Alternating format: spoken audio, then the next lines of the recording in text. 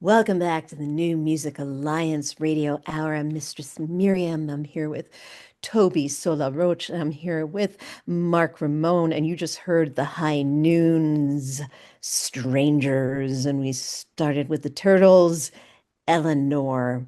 Now, the High Noons, I was there when the High Noons played their first gig in public. The Mistress Miriam show had just gone back together, and it was our second gig that we were playing in public in our new lineup.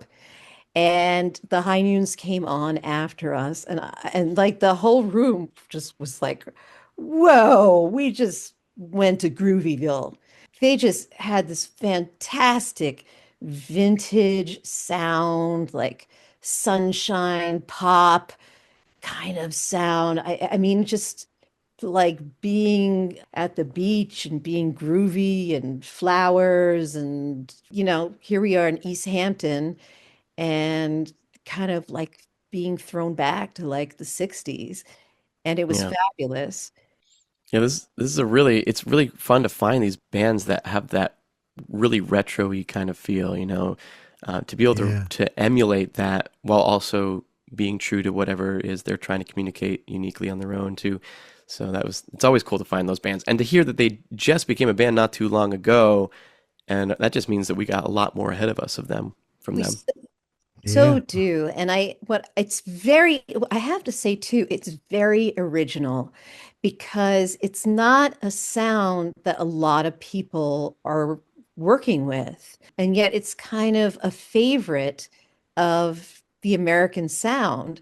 When you think of the 60s and you think of like Sunshine Pop, it's immediately what pops into your head are the Beach Boys and the Turtles and that whole era, and it's such a nostalgic era, but it's not one that a lot of bands are playing with, and certainly not many local bands.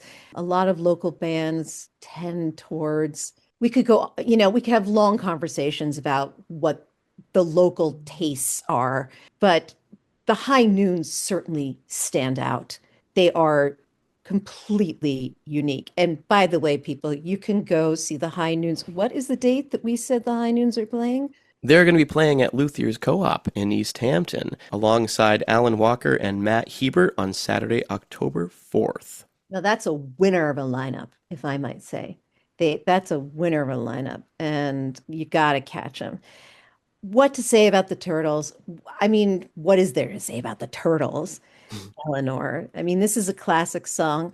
What I'd say, is kind of obviously different is, the production value of the Turtles, that era of going into recording and, making these really out there recordings with a lot of the instruments and the sound and the vocals and the harmonies, and that was just very much of the time, that sound that you got from the Beach Boys. They of course sang Happy together, and the High Noons have that ba ba ba ba ba ba ba ba ba ba. So do the Turtles. The High Noons, I think, have three songs out now, three or four. They're all fantastic. They're all in this genre, and they all are going to make you feel great. Mark Sherry often uses the term jangly when describing some artists and songs.